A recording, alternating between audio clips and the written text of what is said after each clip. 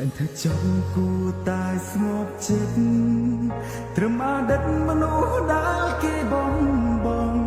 បែងដូងម្ដេចក៏នៅតែលងឈប់នឹកគេទៅបានទេនៅទុនជ្រាយងាយហូរទឹកភ្នែកនៅរំពឹងរងចាំដំណឹងគេនៅចង់ស្ដាប់ឮសំឡេងគេដឹងដែរគេមានថ្មី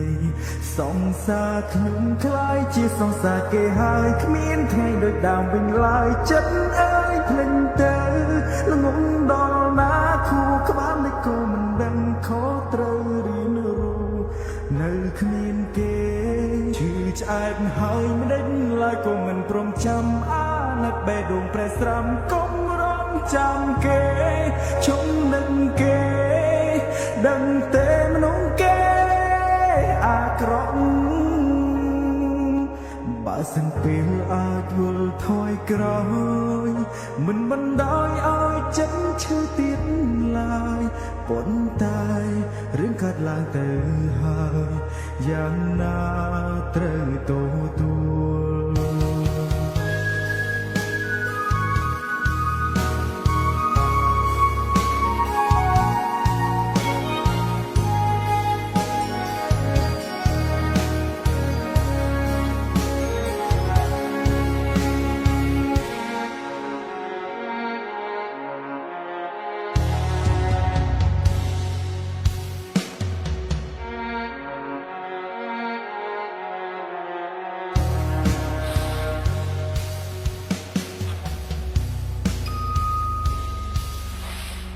ដឹងថាចង់គួរតែស្ងប់ចិត្តត្រឹមអតីតមនុស្សដែលគេបងបែងដូងម្ដេចក៏នៅតែលង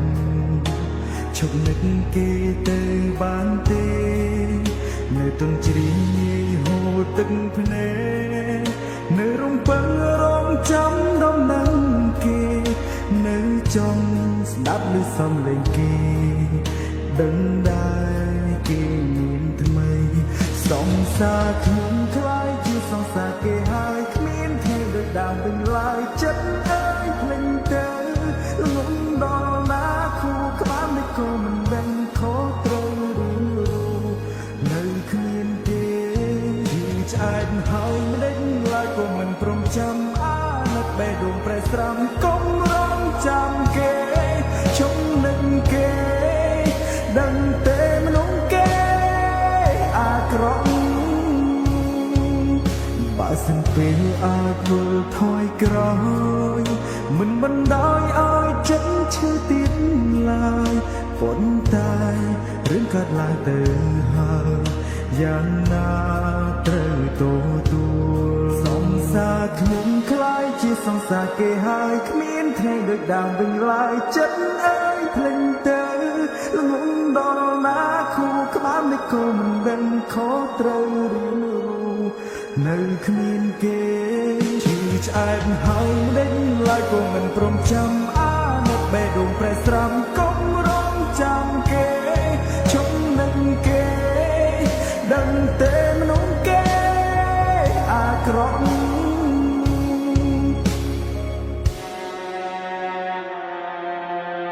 បើសិនពេលអាចយល់ថយក្រោ